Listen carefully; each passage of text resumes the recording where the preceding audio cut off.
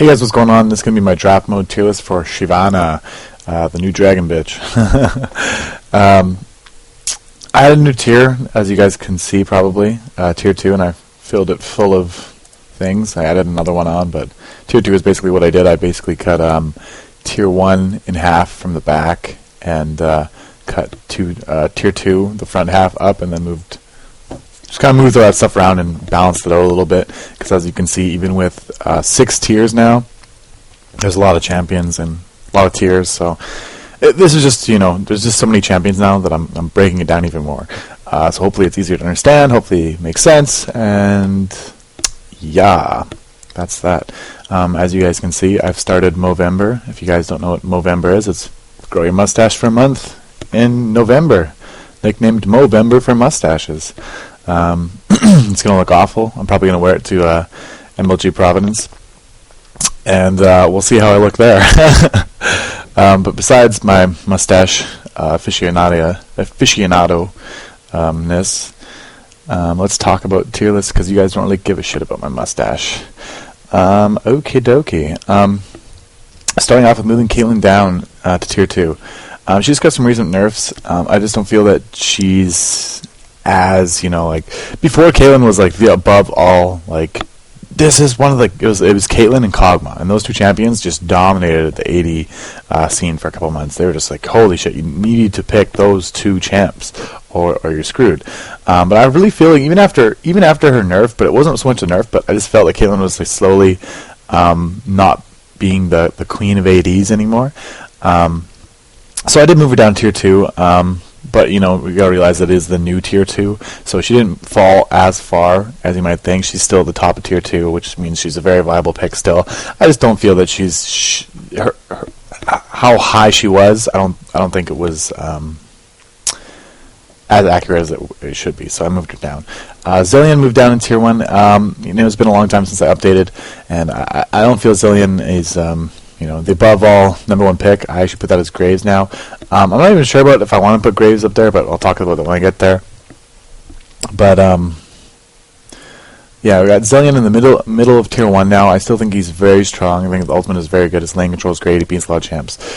So I moved him down to tier 1 just a bit, but still tier 1, so he's still really good. I don't know why I have this here. Whatever. Orianna has been moved down to tier 3. I just don't feel that Orianna is she's still a decent AP carry, but I think she's more transitioning towards one of those not so current meta support jams. We ran her a couple times, and it's she's decent, and she can beat a couple lanes. But overall, I don't think Orianna's that crazy champ anymore. I feel she's really just average champ. That's why she's going to sit in the middle of tier 3 here. Moving Galio. Galio has been moved up to tier 1. I put him actually quite high in tier 1.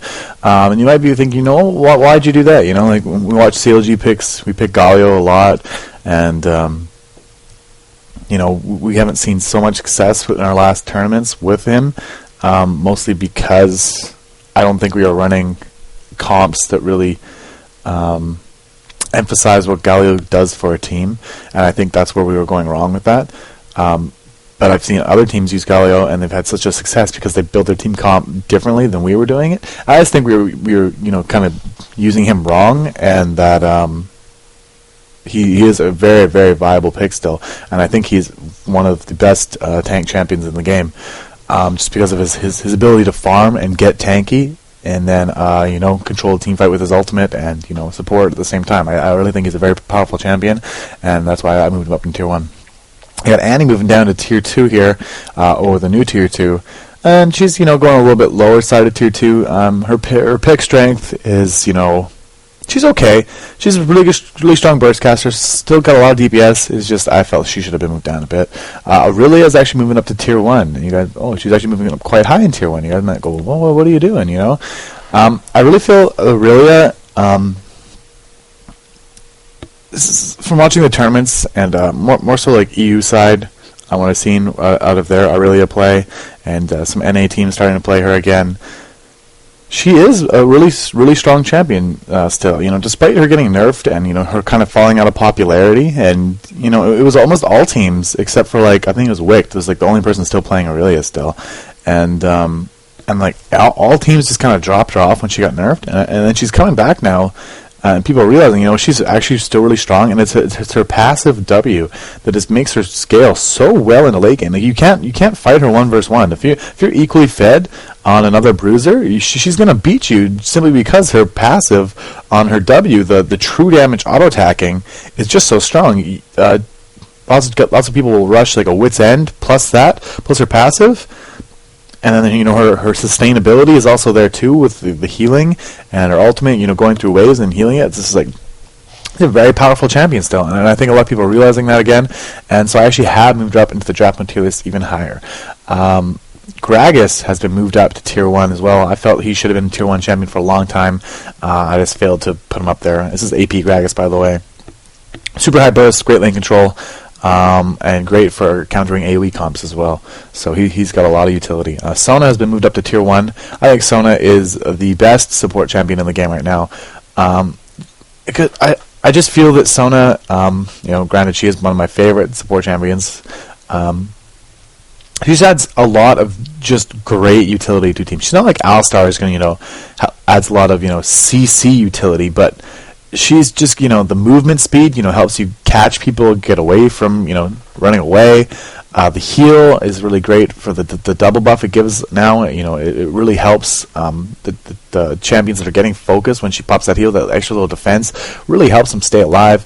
The extra damage you get from her Q, she actually does a lot of damage for support too, with her passive and a Q combo. I mean, you can actually burst people pretty hard on Sona if you have a decent amount of AP, or even just in the laning phase. Those early levels she hits really hard, and on top of that, she's got a great ultimate that if used right can really make or break a team fight. So she's just that all around great support, and I really feel that she is the best support in the game right now. So I would put her into tier 1. And that's all I'm going to say about that. Janna moved down to tier 2, mostly because Janna, her laning phase is strong, but I think she pales in comparison to sustain lanes, and a lot of kill lanes crush her.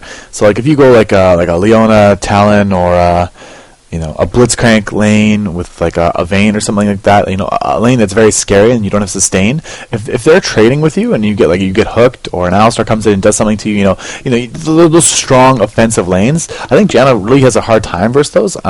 You have to play it almost perfectly with your well-timed W's when you got to shield all that damage and counter engaging with Q. She's a very, very high skill cap support champion. Even if played perfectly, you can still lose those lanes just off a single mistake, and that's where I think Janna kind of falls down. I think Janna is really great for team fight. Janna is one of the best team fighting supports in the game. I actually put her even better than Sona, I think, in terms of her team fight, what she does with just the mass amount of CC, the shield, and then the ultimate that 100% restarts a team fight and heals up your whole team. I mean, that's just fantastic. But it's more so the laning phase that I'm moving her down, because I just don't think her laning phase is as good as other supports, and that's why I've moved Janna down. Anivia has been moved up in tier 1. I think Anivia is really underplayed. I think Anivia is still really strong, and I personally think she's really good still. So I'm moving her up because, in my opinion, which this tier list is, I think she's a very strong pick still. We got Brand moved up to tier 1 as well, or not moved up, but moved higher into tier 1, I think. Yeah, I'm just keeping him there. Brand's still really good, great lane control, great burst, and his passive is pretty deadly, I'd say. Alistar moved down in tier 1, moved down to the little back end here. Still great. I still think he's just fantastic. He's also fallen out of popularity, even in my team. I used to play Alistar like all day, every day, and now I don't play him as much. So I always think he's really great still. He's got a lot of CC, and his team fight abilities to those well-timed stuns, and his ability to peel with headbutt for your carries is just fantastic. And I really think he's still a tier 1 worthy support champion. Amumu moved down to tier 2. I'm kind of skeptical about this one because I really do like Amumu, and I really feel he's really great. Saint Vicious has his opinions about Amumu, and he's like, oh, he's blah blah blah blah blah, and, yada yada yada. Who cares what Saint says? But I really feel Amumu is still one of the strongest junglers. But again, you got to realize this is the draft mode tier list, which means it's not all about the champion's power. It's about how strong they are as a pick. I mean, I don't think you got to pick Amumu that quickly. I don't think you got to pick Amumu. I don't think a lot of teams clamor for Amumu. It's like only a few European teams really like Amumu. So I think overall you can save Amumu picks. Like you don't have to pick your jungler. So Amumu is still really good. I still think he's one of the best junglers in the game. But in terms of being picked, he's very strong. But I don't think he has to be a super high priority. So that's why he's going into tier 2. He's still really good, still really great. But the priority on the pick, I'm moving him in there. And then pretty much the same thing goes for Gangplank when I move down to tier 2. Still really great jungle, still really great laner. I just don't see him as a super priority pick over the tier 1 champions I have listed here. So he's going in down to tier 2. Nocturne actually moved up to tier 1 because I feel Nocturne's ultimate is just so great, and he does a lot of damage. You go pseudo tank, you just go to the Warmogs Atmos build, like Yomus and stuff like that, and he does a lot of damage.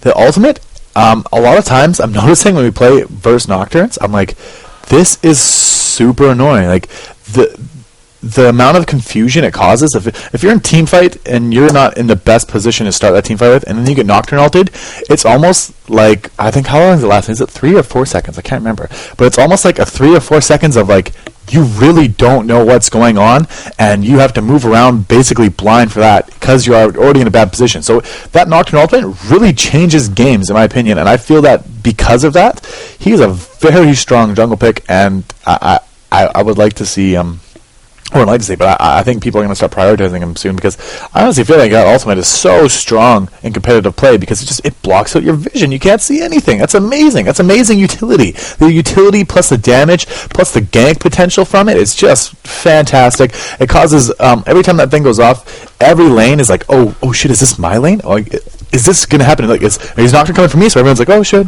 in the backup. And they're like, okay, never mind. He's not here. It's cool.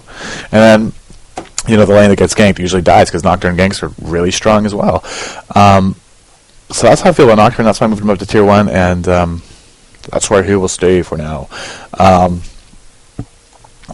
Lee Sin moved down to tier 1. Yeah, I just felt like he was too high. People got I think people over prioritize Lee Sin.